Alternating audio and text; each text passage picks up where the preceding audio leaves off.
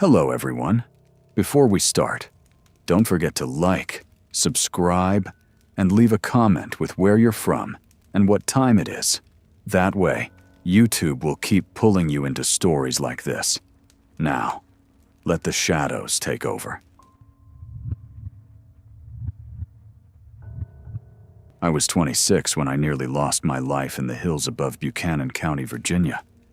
My brother Mason and I grew up in these mountains, hunting, fishing, camping every summer.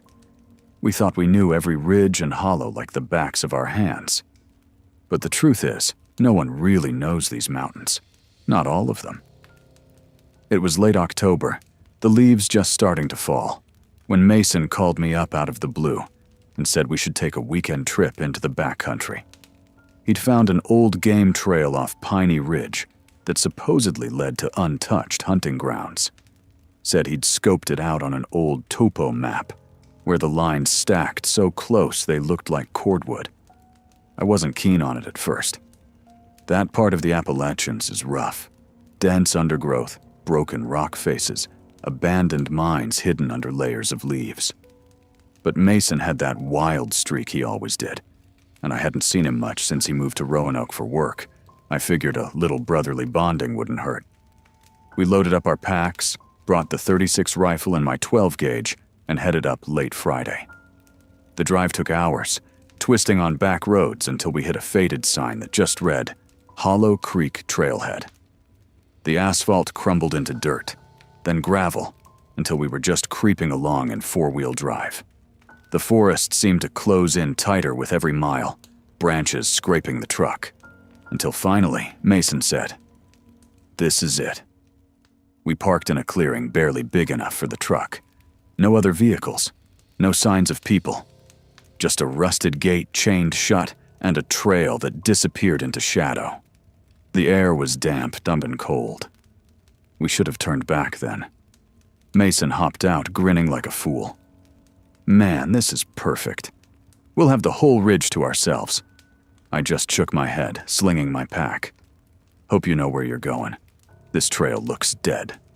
He pulled out that topo map, ran his finger along a dotted line. Couple miles in, we hit an old fire road, then climbed to the ridge. There's supposed to be an abandoned coal camp up there. Nobody hunts it anymore. We started hiking. The woods swallowed us fast. There was no sound of cars, no wind, just the occasional snap of a twig underfoot and our own breathing.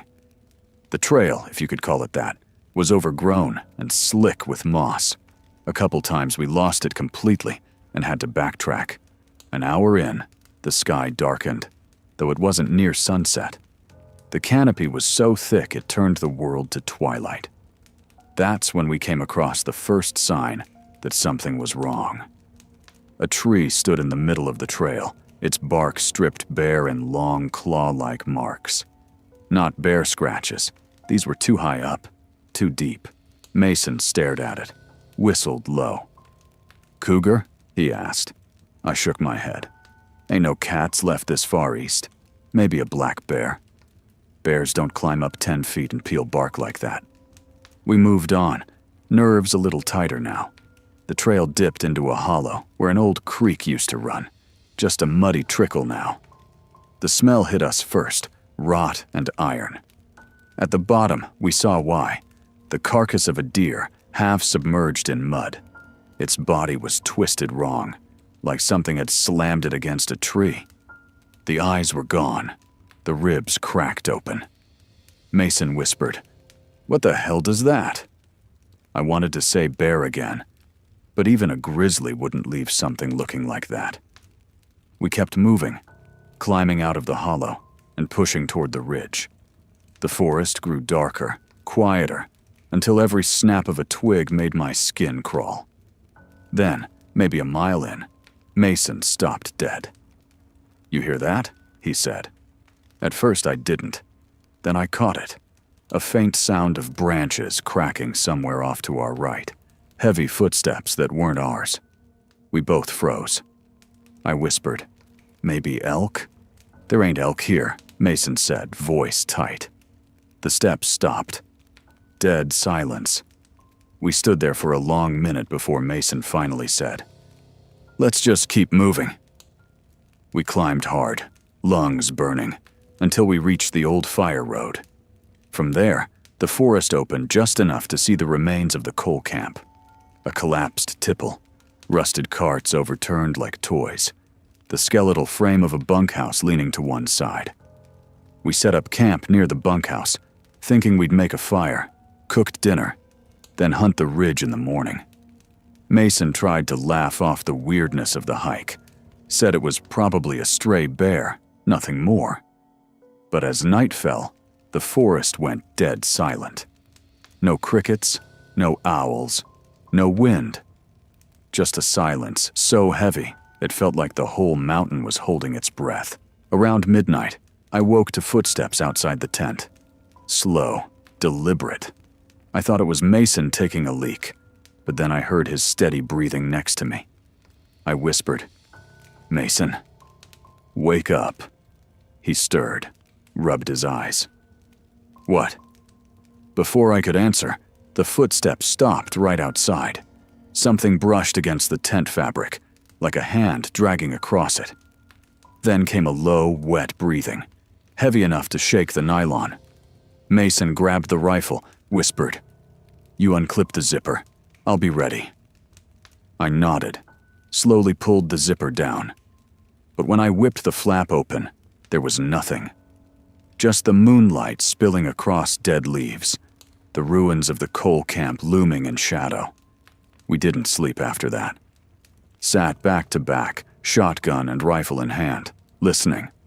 Around 3 a.m., we heard it again, this time from the bunkhouse. Boards creaked. Something moved inside, heavy and uneven. Mason wanted to check it out, but I grabbed his arm. "We wait till daylight," I said. "Whatever's out there, we ain't stumbling into it blind." Dawn finally broke, a gray light filtering through the trees.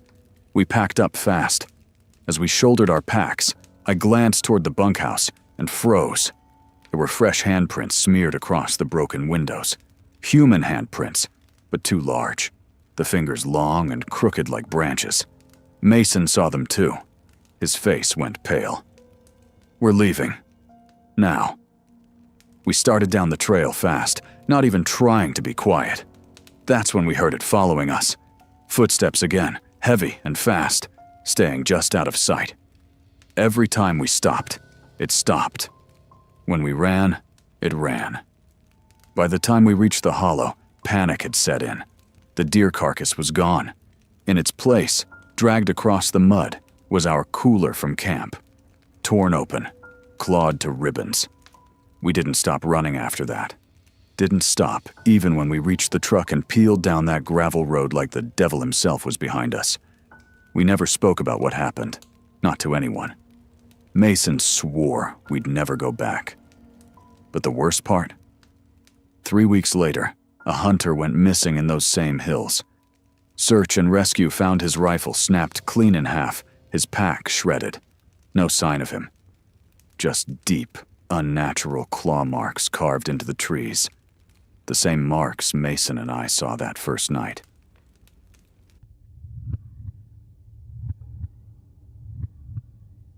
I've been crawling through caves since I was 8 years old. My dad used to say, "Underground's honest. Rocks don't lie." After decades of caving, I believed nothing could scare me down there. Not floods, not cave-ins, not even the time a flash flood almost buried us alive. But there's something under Fayette County, West Virginia, that changed me forever. It started with a late-night text from my friend Daniel. "Found something. Old surveyor swears it's untouched. Want to map it?" Daniel lives for first ascents. Any chance to go somewhere no one's ever been, he's there. And I'd followed him into plenty of risky places before. But this one felt different. We assembled a small team. Emily, tough as nails, a pro cave diver. Luke, a rope and rigging expert who could tie knots blindfolded. And me, mapping with Daniel. 2 nights underground, chart the unknown, claim the glory. When we found the entrance, I should have walked away. It wasn't a cave mouth. It was a jagged tear in the mountain, hidden by laurel and pine, like the earth itself had been ripped apart. The air coming out wasn't just cold. It was wrong, heavy, metallic. The moment we stepped inside, sound died. Usually caves echo. You clap, and it rolls forever. Not here. Our voices were swallowed whole. Even footsteps felt muted, like we were walking on damp carpet instead of rock. We rappelled down the first shaft, over 200 feet. Our ropes swung into a cavern the size of a cathedral. Normally, I'd be in awe, but this place, it pressed on your chest. Silent, watchful. Daniel's voice sounded warped as he said, "This is untouched. No human's ever been here." But near the wall, half buried in sediment, was a rusted helmet. No light fixture, no markings, like it had been left there a lifetime ago. I told myself it was old mining gear washed in somehow, but deep down, I knew better. We moved deeper.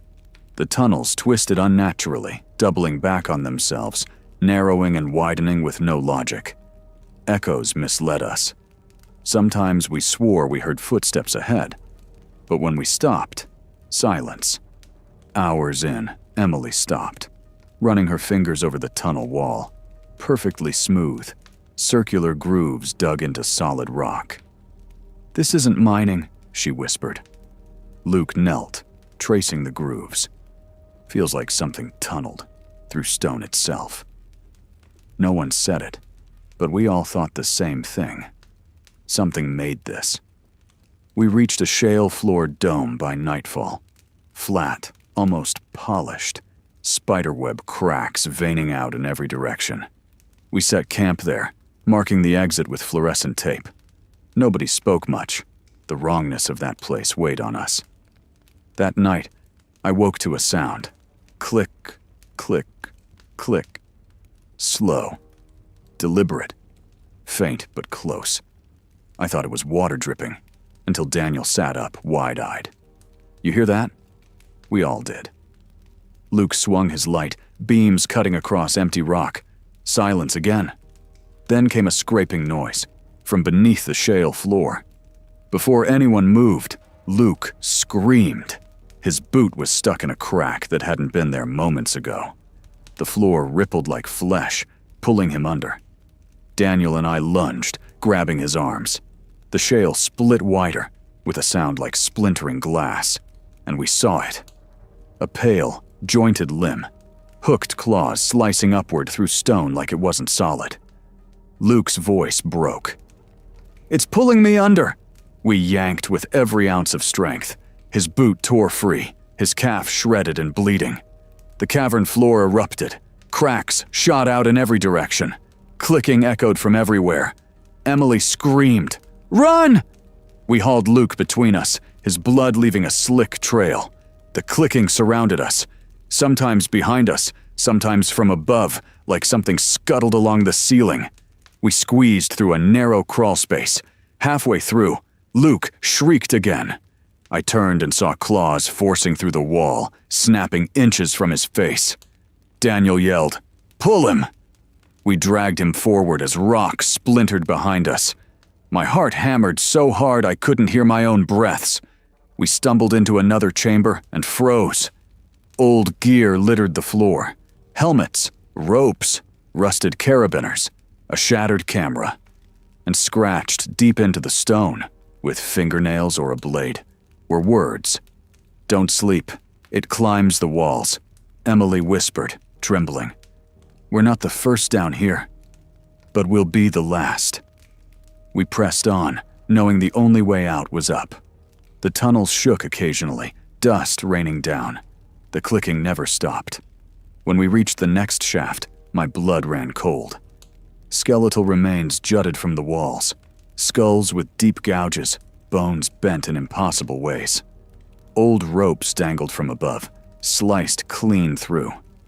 Emily gagged. Daniel muttered, "It's been feeding for decades." We rigged our gear fast, Luke tied to Daniel's harness. As they climbed, I shined my light down. Something massive moved below. Pale limbs twitching, its long, jointed body centipede-like, but thicker than a truck.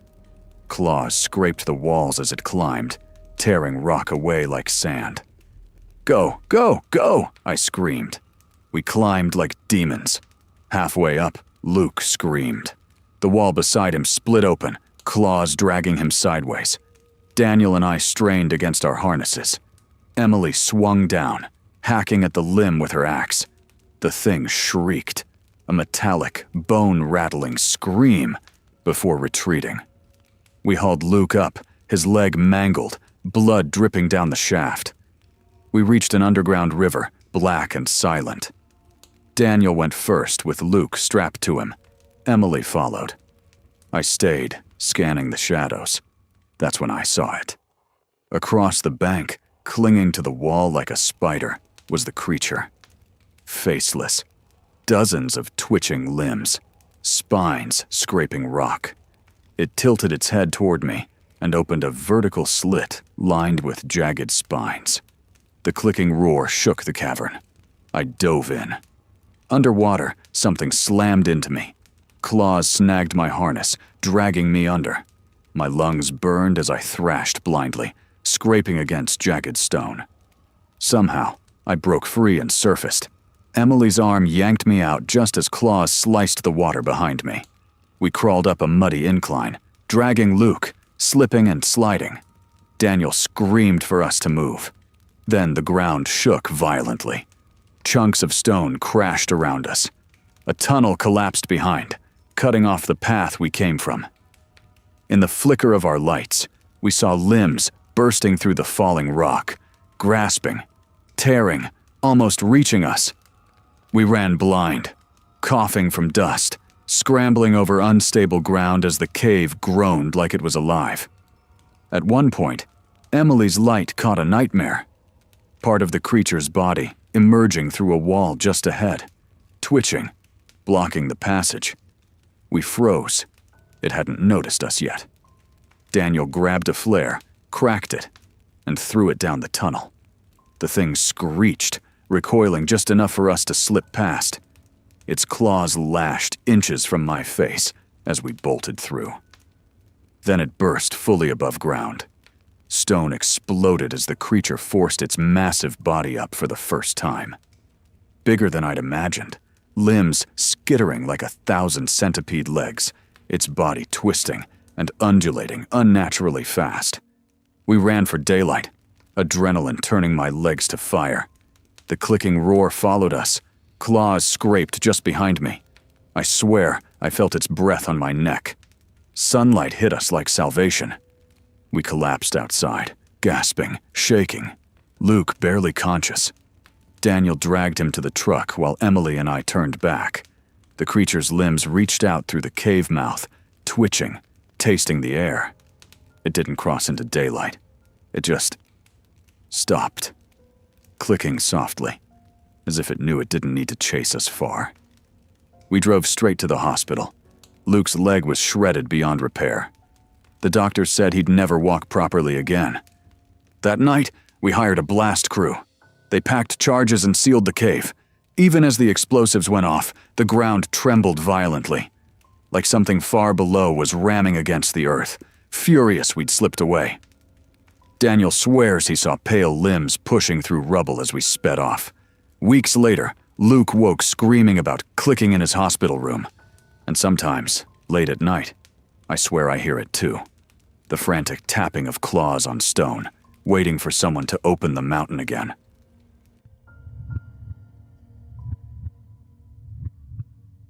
I grew up in the Appalachians, and you hear things when you live out here.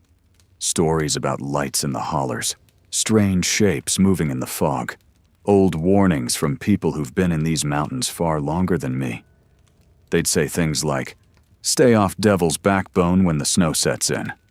I used to think it was just superstition, mountain talk, nothing more than stories meant to keep kids from wandering too far. I believed that right up until last winter. I work for a rural medical supply company.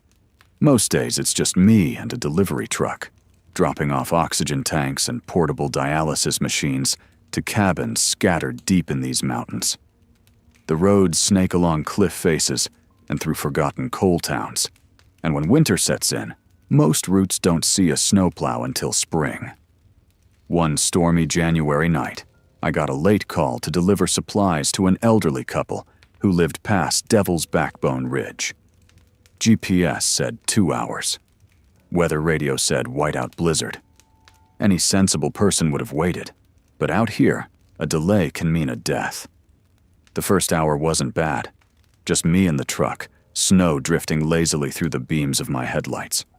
But the higher I climbed, the worse it got. Visibility dropped to nothing. Wind howled like a living thing, and ice crept across the windshield faster than my wipers could handle. I gripped the steering wheel until my hands hurt, forcing the truck up the ridge. That's when I saw it. Something tall and thin stood in the middle of the road ahead, barely visible in the blizzard. I slowed, heart pounding, thinking it might be a stranded driver. But as I crept closer and my headlights lit it fully, I realized it wasn't a person at all. The figure was twice my height and stick-thin, with skin so pale it almost blended with the snow. Its arms were too long, and its joints bent wrong, like its bones didn't match its frame. The worst part was its face, because there wasn't one. Just smooth skin stretched tight over its head. I slammed the brakes. The truck skidded sideways, tires screaming against ice.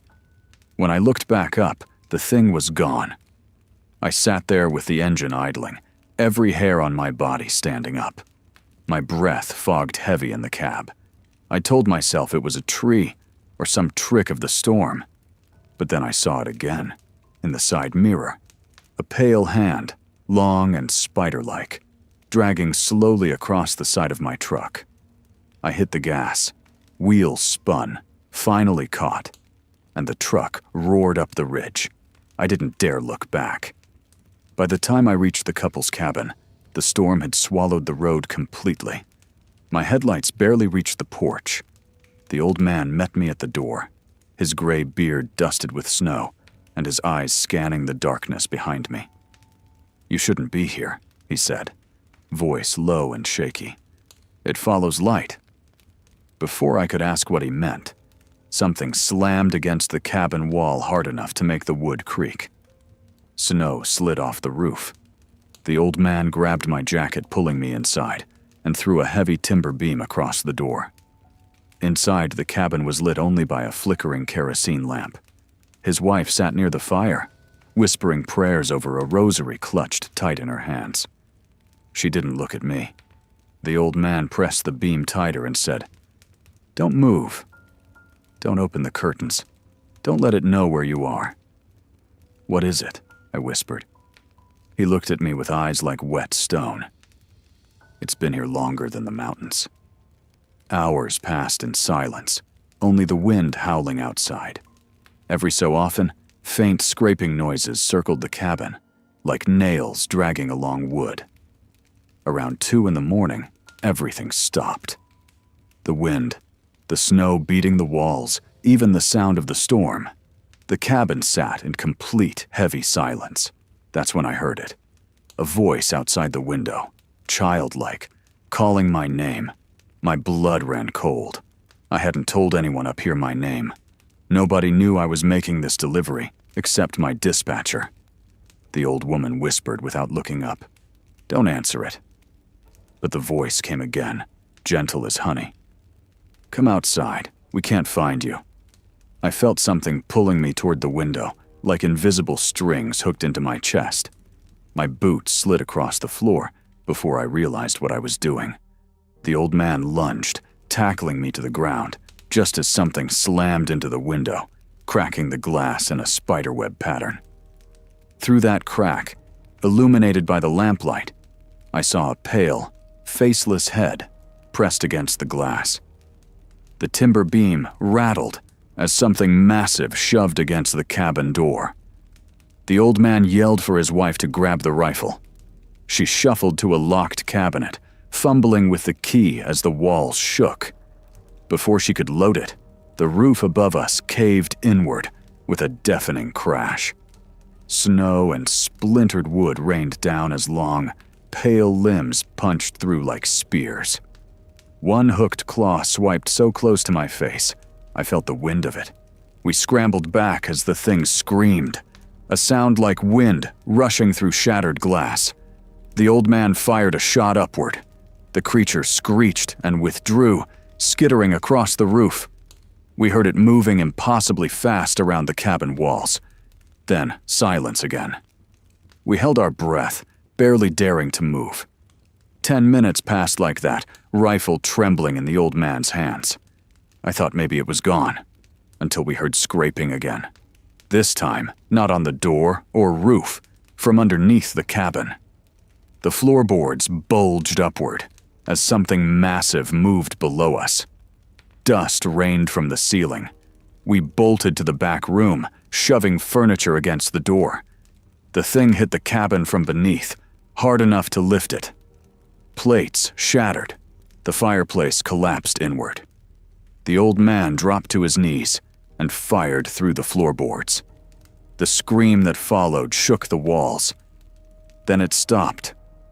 We waited in silence as snow filtered through broken boards. Soft footsteps creaked on the porch. The latch on the door slowly lifted, the wood moaning as it moved. The door swung open on its own. There was nothing standing there. Just darkness and swirling snow. And then, from the tree line beyond, pale shapes began to emerge. Dozens of them. Tall, thin, faceless, their limbs bending in ways that made my stomach turn. They moved silently toward the cabin, surrounding it in seconds. The old man whispered, voice cracking, "There's never just one." We ran out the back, plunging into waist-deep snow, stumbling toward my truck. Shapes moved all around us in the storm, so fast they blurred. Once, a pale claw swiped just inches from my coat sleeve. We dove into the truck as one of the creatures slammed into the rear bumper. The old man floored the gas. Snow sprayed behind us as we tore down the ridge. Through the whiteout, I saw them running alongside the truck. Their limbs swung low to the ground, moving with impossible speed. Some moved on two legs, others dropped to all fours, their faceless heads turning toward us. And then, just as suddenly as they appeared, they stopped. We hit the edge of Devil's Backbone, where the ridge dropped sharply into the valley. The storm thinned. Visibility returned. Behind us, the pale figure stood motionless in the snow, watching us leave. Not chasing, not retreating, just waiting. By dawn, we reached a ranger station. When we looked back at the mountain, there was no storm. No tracks in the snow. Nothing at all. The old man sold the cabin in spring, swearing he'd never return. No one knows who owns it now. I quit that job a week later, but every winter night since, when snow starts to fall, I hear that childlike voice again. Sweet, whispering my name from just beyond the glass.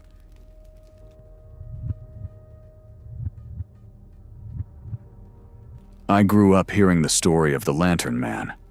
Folks around Clay County whispered about him whenever hikers vanished without a trace, or when some unlucky hunter was found wandering days later with no memory of where they'd been. They'd say you'd see a lantern flickering deep in the woods, swaying just enough to lure you off the trail. Follow it, and you'd never come back. Like most mountain legends, I figured it was just a way to keep kids from wandering too far into the dark. I didn't believe it, not until the night my friends and I saw him for ourselves. It was late October, cool enough for jackets, but not yet winter. 4 of us, me, Jason, Tyler, and Carly, had planned a weekend camping trip along an old Appalachian trail that barely anyone used anymore. Jason's uncle had told us about a hidden overlook with a view of the valley that almost no one knew about. We were young, cocky, convinced we could handle anything the mountains threw at us. We packed light. Tents, sleeping bags, snacks, a few flashlights, and that careless bravery only kids in their early 20s think they have. The first day was perfect. Blue skies, the smell of pine and damp earth, and just the sound of wind in the trees. We hiked for hours, laughing, messing around, taking turns pretending to be tour guides. When we found a spot by a creek, we set up camp. Jason built a fire, Carly cooked canned chili, and Tyler showed off his ridiculous marshmallow roasting skills. By nightfall, the stars were out in full, clearer than I'd ever seen. Carly sat by the fire telling us ghost stories, joking about mountain witches and feral men living in caves. None of us took it seriously. Around midnight, Tyler noticed it first. He was sitting near the edge of camp when he said, "Hey, you guys see that?" We all turned to where he was pointing. At first, I thought it was just firelight reflecting in his eyes, but then I saw it too. Far beyond the edge of our camp, through the thick black curtain of trees, a light flickered, dim and warm like an old oil lantern, swaying slowly as if someone was carrying it. Jason frowned and said, "You think it's another hiker?" Carly shook her head immediately. "No one hikes out here at night. Not on this trail." The lantern kept swaying, moving a little closer each time it reappeared between the trees. We called out, asking if someone was lost or needed help. No answer, just the swaying light. Something about it felt wrong. There were no footsteps crunching leaves, no snapping branches, no sound at all, just the floating glow. Tyler whispered, "Could be a ranger." Jason shook his head. "Rangers have headlamps. That's old-fashioned." Then, faintly, we heard a voice. It was soft, fragile, like it was carried on the wind. "Help me." We froze. Jason stood, yelling out again. "You lost?" No answer. The lantern kept swaying, weaving between the trees. "Help me." Jason grabbed his flashlight, muttering that it had to be someone injured. Before I could stop him, he started walking toward the light. Tyler followed reluctantly. Carly grabbed my arm, whispering, "Don't." But Jason didn't stop. We trailed behind them, staying close to the firelight at first.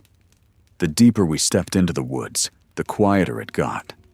No crickets, no wind in the branches, just our breaths and the crunch of leaves. The lantern moved further back, deeper into the blackness. Every time we thought we were getting closer, it drifted away. Jason muttered that it had to be some idiot playing tricks. Then Tyler hissed, "Jason, listen." We stopped. The voice came again, clearer this time, like it was right next to us. "Help me." But it wasn't just a plea. It was Jason's voice, identical. Jason's face went pale. "What the hell?" Then another voice echoed from deeper in the woods. This time it was Tyler's. "Help me." Same tone, same pitch. Carly's nails dug into my arm. She whispered, "This isn't funny," her voice shaking, but none of us were laughing. The lantern swayed, moving toward a narrow trail leading downhill into pitch-black forest. The voices called again, switching between Jason, Tyler, even Carly. My stomach knotted when I finally heard my own voice calling out from the darkness. We turned to head back and froze. The fire from our camp was gone. We'd only walked a few minutes, but behind us, there was nothing but pitch-black woods. Jason cursed under his breath.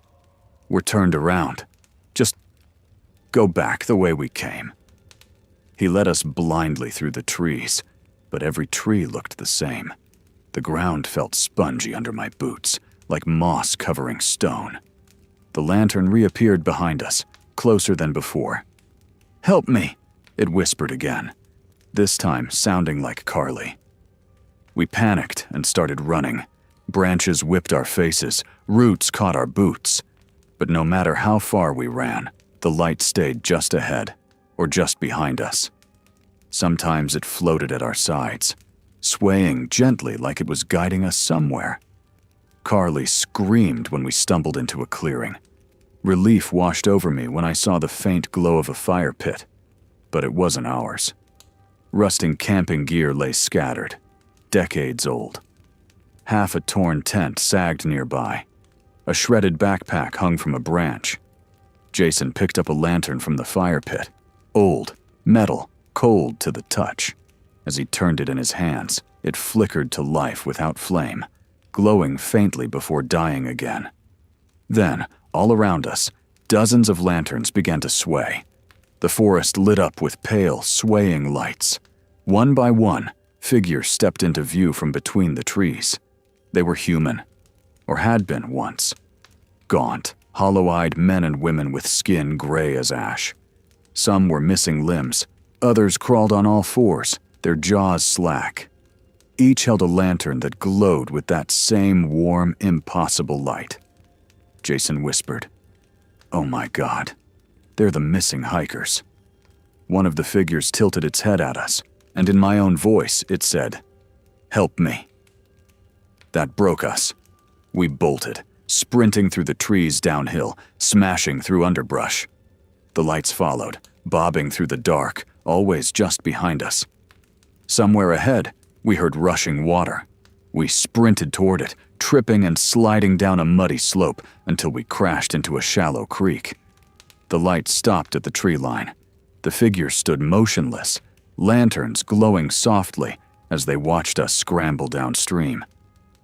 One last voice echoed through the woods as we ran, a whisper that seemed to come from everywhere at once. "You belong here now." We found the main trail again just as dawn was breaking. None of us spoke as we packed up and left that mountain behind. A week later, a news report said another hiker had vanished in that same area. Search parties went out, but they never found him. Now, whenever I think about going camping again, I see that swaying light in my mind and hear that voice in my own tone, calling from deep in the trees. And I know if I ever go back, the Lantern Man will be waiting for me.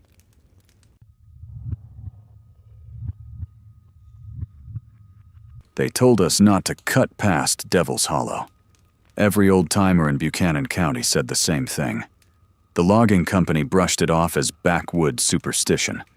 But when you live in the Appalachians long enough, you learn not every story is just a story. I was 23, fresh on the job, trying to prove myself. My dad had been a logger. His dad, too. Men in my family had worked these forests for generations, and I wanted to make my own name. When the crew boss said we'd be clearing a new section up near Devil's Hollow for a road expansion, I didn't think twice. The first few days were normal.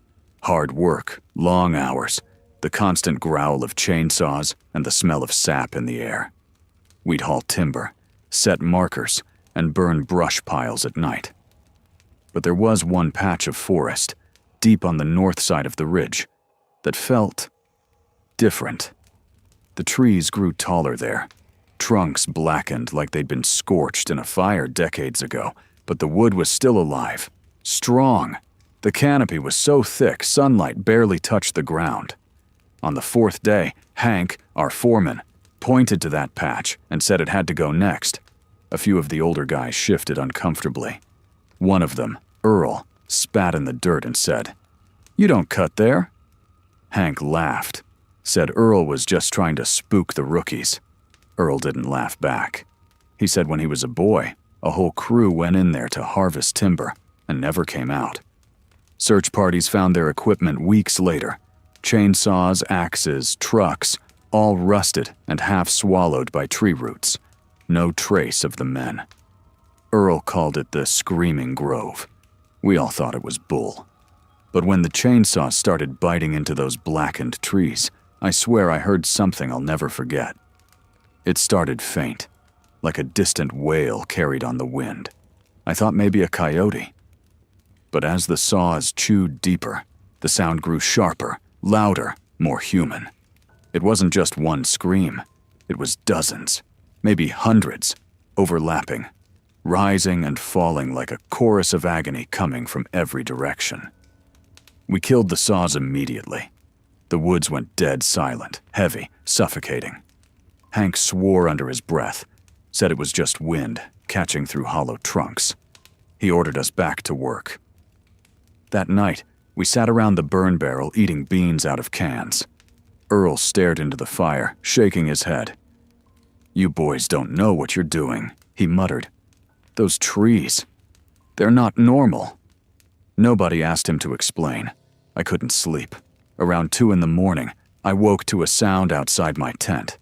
A low creaking, like wood twisting under pressure. Then came the screams again, distant, but moving closer, circling the camp. I unzipped the flap just enough to peek out. The forest around us was alive. I saw tree trunks shifting, bending where there was no wind. Branches curled and writhed, like they were reaching for something. The ground trembled softly, like roots moving beneath the soil. And faintly, through the black, I saw faces.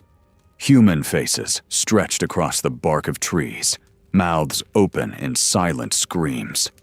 I slammed the flap shut, heart hammering. When I finally passed out near dawn, I woke to find deep gouges in the dirt all around camp, like something huge had been dragged in a circle while we slept. We packed up fast that morning, but Hank wouldn't leave. Said we'd invested too much money and time already. He ordered us to start felling the largest tree in the grove, a massive, ancient oak that looked older than the hills themselves. Earl flat out refused, threw his hard hat in the dirt, and drove off. The rest of us, desperate to keep our jobs, stayed. Hank started the first cut himself. The moment his saw bit into that oak, a shriek erupted that shattered the still air. It wasn't just sound. It vibrated through the ground, rattled my teeth, made my vision blur. Birds exploded from the canopy. Squirrels fled. Even insects went silent. Then the bleeding started. Dark red sap oozed from the cut like blood, thick and foul-smelling. Hank cursed and kept cutting. The other guys joined in, and soon multiple saws were tearing into that ancient tree. The screaming grew unbearable, not just from that oak, but from the entire forest around us.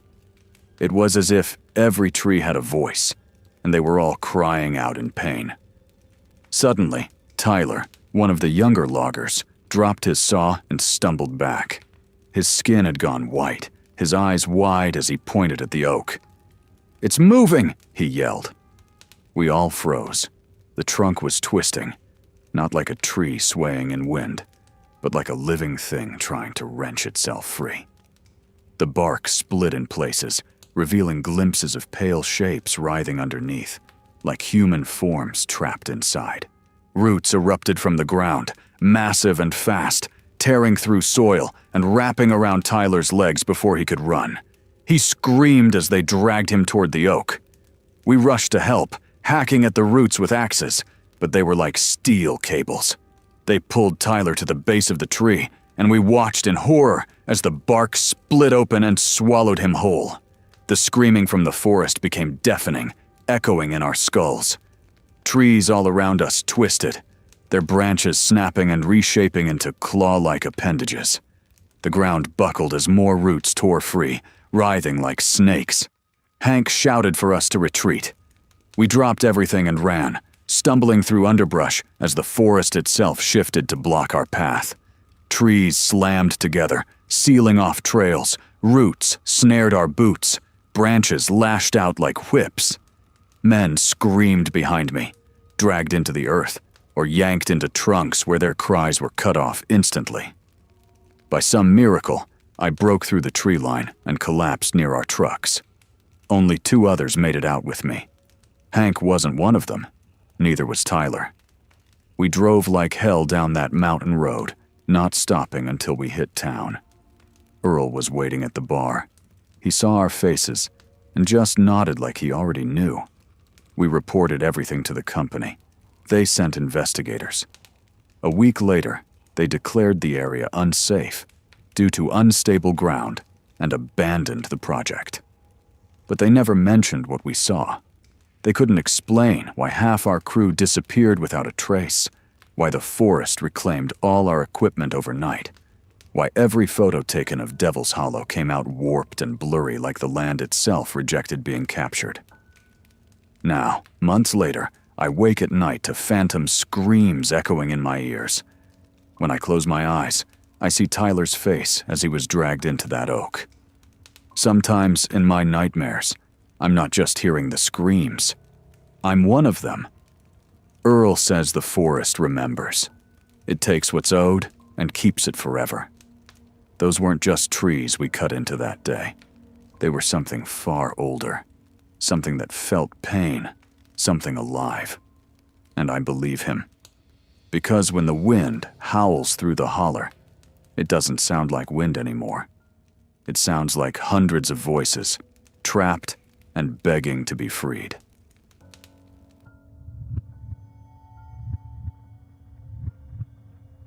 Raven's Gap was one of those places you don't find on most maps anymore. If you asked locals for directions, they'd tell you to stay away.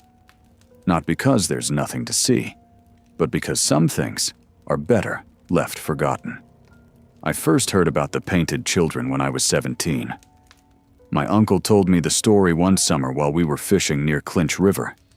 He said there used to be a one-room schoolhouse up in Raven's Gap, where, back in the 1950s, a preacher came through claiming he could save the mountain kids. Folks said he was odd but harmless, just another fire and brimstone drifter, until the night he painted their faces. No one knows what he used.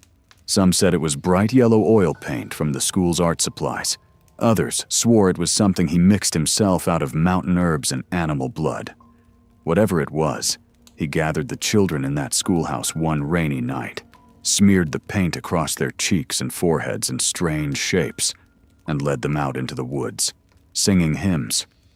None of them ever came back. The preacher vanished too. Search parties combed the hills for weeks, but found nothing. Not a shoe, not a coat, not even a trail of footprints. Eventually, people stopped looking. The schoolhouse rotted away. By the time I was born, all that was left were rumors. Folks said on certain nights, you could see glowing faces watching you from the tree line if you camped near the old foundation. I didn't believe it. Last October, my buddy Mason talked me and two others, Trent and Ellie, into a camping trip up near Raven's Gap. We'd been hiking together for years and thought we'd seen everything these hills had to offer. When Mason suggested we check out the haunted schoolhouse, we all laughed. Easy thrills. A good story to tell around the fire. The trail to Raven's Gap was barely a trail at all. We hiked for hours through thick brush and twisted pines until we reached a clearing where a few crumbling stone steps led up to what used to be the schoolhouse.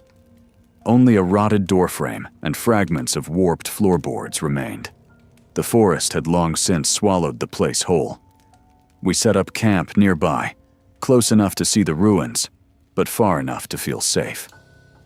As the sun dipped behind the mountains, we built a fire, cooked beans, and passed a flask. The talk turned to ghosts and mountain legends. Mason brought up the painted children again, retelling the story like my uncle had, only with more dramatic flair.